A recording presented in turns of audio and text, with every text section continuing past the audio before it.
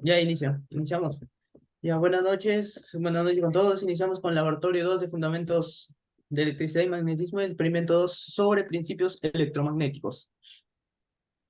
Bueno, nuestros objetivos tenemos para el experimento 1, observar el comportamiento del lanzador de anillos con distintas configuraciones de núcleo y anillos de distintos materiales. También tenemos analizar el principio de funcionamiento del lanzador de anillos y usar la teoría del curso para explicar los resultados obtenidos. En el experimento 2 tenemos generar FEM y corriente inducida en una bobina utilizando un imán. También utilizar la ley de Faraday para estimar el valor de la corriente inducida y comparar este valor con la corriente medida. También tenemos utilizar un programa de Python para aproximar la función de corriente teórica. En el experimento 3 tenemos utilizar un transformador usando distintas combinaciones de bobinas y núcleos de distintas geometrías. También tenemos medir el voltaje en las bobinas primaria y secundaria y verificar la relación de transformación del transformador del eléctrico. Los resultados experimentales tenemos, para el anillo tenemos también, para los anillos y tenemos las observaciones. Para los anillos tenemos de aluminio, cobre y aluminio partido. Las observaciones con barra de hierro y sin barra de hierro. Para el aluminio tenemos que el proyectil cayó más adelante que el cobre, pero alcanzó una distancia más que sin barra de hierro. Sin barra de hierro tenemos el proyectil cayó más adelante que el cobre. En el cobre tenemos el proyectil cayó más atrás que el aluminio, pero alcanzó más distancia que sin barra de hierro. Para sin barra de hierro, en el cobre tenemos el proyectil cayó más atrás que el aluminio. En el aluminio partido, el proyectil no tiene lanzamiento y sin barra de hierro, el proyectil no tiene lanzamiento. Cuestionario del experimento 1. Explica el principio del funcionamiento del lanzador y la función que cumple la barra de hierro. El lanzador de anillo funciona mediante la creación de un campo magnético alterno en un solenoide que induce una corriente en un anillo colocado en el solenoide. Esta corriente inducida genera un campo magnético opuesto al del solenoide, lo que resulta en una fuerza que empuja el anillo hacia arriba. La función que cumple la barra de hierro consiste en un aumento de la intensidad del campo magnético producido por un solenoide. Esto se debe al hierro, que es una materia ferromagnético que tiene la propiedad de concentrar las líneas de campo magnético. Como resultado, cuando se activa el solenoide con la barra del hierro dentro, se genera un campo magnético más fuerte. Este fenómeno se basa en la ley de Faraday de la inducción electromagnética y demuestra cómo un campo magnético cambiante puede generar una fuerza.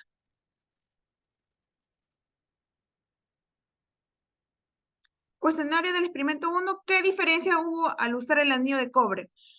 La diferencia que hubo entre las dos consiste en que en el anillo de cobre siempre caía más atrás que el anillo de aluminio. Este comportamiento puede explicarse por las diferencias en las propiedades de estos dos metales.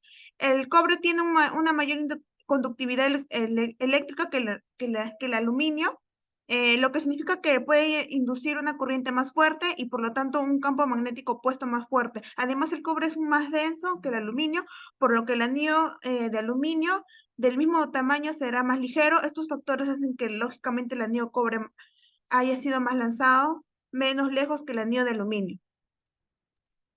¿Cómo cambiarían los resultados con una bobina con mayor número de vueltas? En el número de vueltas en las bobinas del lanzador del anillo puedes tener un impacto significativo en los resultados del experimento. Según la ley de Faraday, en la inducción electromagnética, las fuerzas electromotriz inducida en un circuito es proporcionado al campo en el flujo magnético y el número de vueltas en la bobina. Por lo tanto, si aumentamos el número de vueltas en la bobina, podemos esperar que la fuerza electromotriz inducida en el anillo aumente. Esto a su vez genera una corriente más fuerte en el anillo, lo que resultaría en un campo magnético opuesto más fuerte. Como resultado, la fuerza que empuja el anillo hacia arriba con mayor, lo que podría resultar en un lanzamiento más alto del anillo.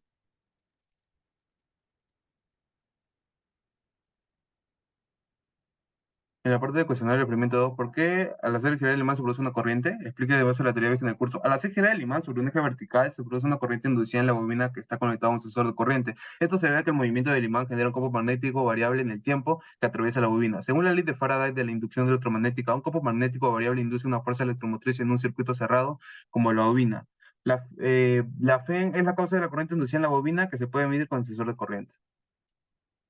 Estos son resultados experimentales 2.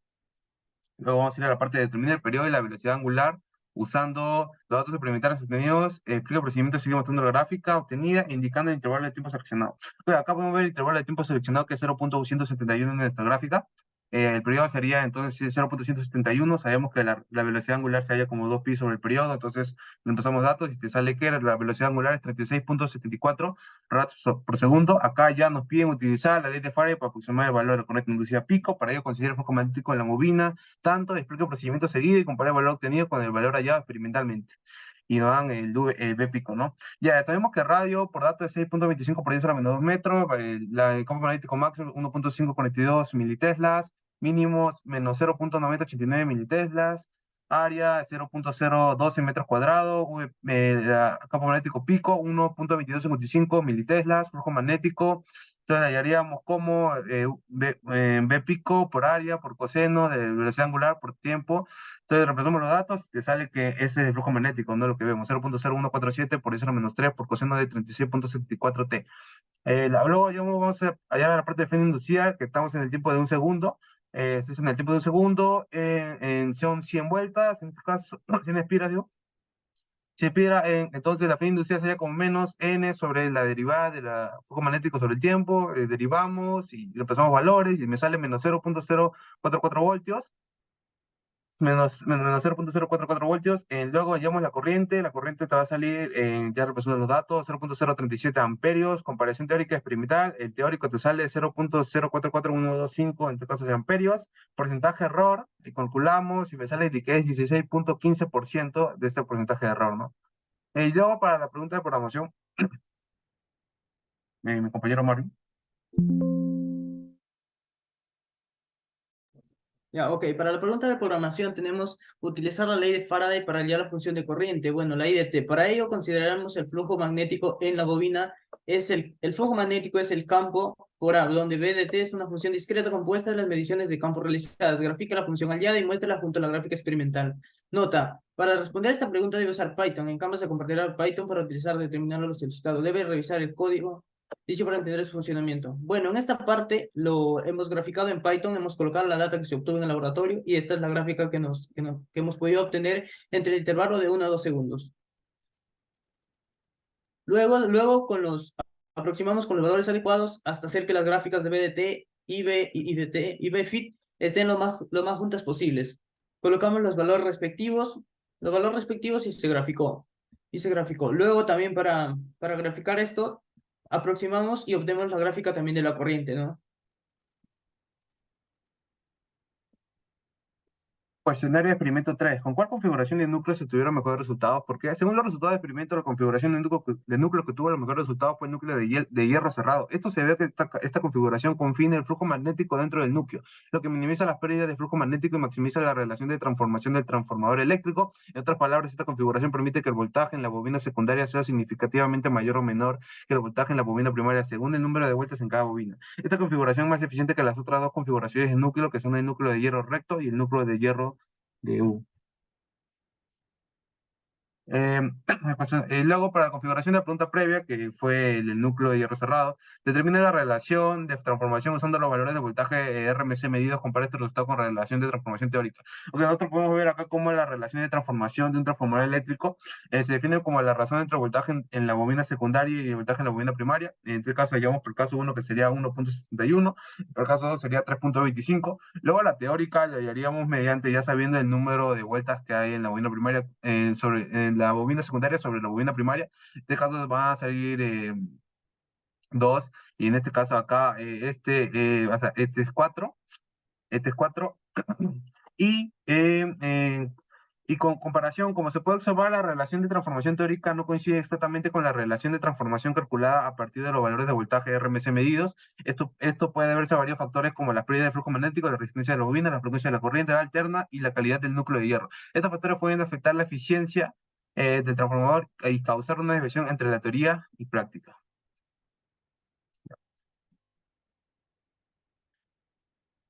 Eso, Celina. Cuestionario del experimento 3. La relación entre el voltaje RMS y el pico medidos se alinean con lo teórico. La relación entre el voltaje RMS y el voltaje pico respecto a lo teórico se puede expresar mediante la siguiente fórmula que pueden visualizar. Si comparamos los valores de voltaje de pico medido de cada uno, podemos observar que se alinean bastante bien con lo teórico, con una diferencia de solo 0.0 1095,0.01 y 0,05 y el 0,046 respectivamente. Esto indica que el experimento se realizó correctamente y el voltaje RMS y el voltaje pico se relaciona de acuerdo con la teoría. En la parte de conclusiones, el lanzador de anillos demuestra el fenómeno de la inducción electromagnética que se basa en la ley de Faraday. Se observa el comportamiento del lanzador con distintas configuraciones de núcleo y anillos de distintos materiales. Se explica el principio de funcionamiento basado en la teoría del curso. La inducción electromagnética en una bobina se produce al hacer girar un imán sobre un eje vertical. Se mide la corriente de inducción en la bobina con un sensor de corriente y se utiliza la ley de Faraday para estimar el valor de la corriente y compararlo con el valor experimental. También se utiliza un programa en Python para aproximar la función de corriente teórica. Mario, parte de la última, esta es mi conclusión. ¿Cómo? Es la última conclusión, por favor. Ya, el transformador es un dispositivo que se utiliza para cambiar el nivel de voltaje de una corriente alterna. Se mide el voltaje en las bobinas primaria y secundaria con multímetro y sensores de voltaje y se verifica la relación de transformación del transformador eléctrico. Se utiliza distintas combinaciones de bobinas y núcleos de distintas geometrías. Bueno, los integrantes somos Marvin Andy Calderón Flores. Michael Obrado Barce. Y Celine Jesús de la Cruz Maldonado. Muchas gracias.